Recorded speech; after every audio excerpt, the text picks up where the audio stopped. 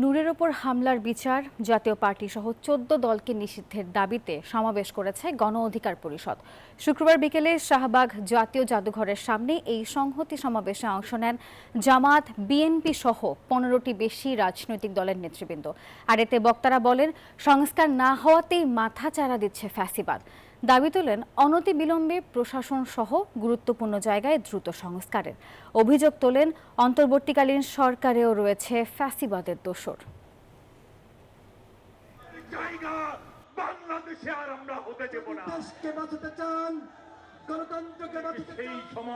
আমার কোন ভাইয়ের শরীর থেকে, কোন জুলাই যোদ্ধার শরীর থেকে যদি রক্ত ঝরে, যারা রক্ত ঝরাবে তার গায়ে কি পোশাক আছে, কি রঙের পোশাক আছে তা দেখবার টাইম কিন্তু আমাদের নয়।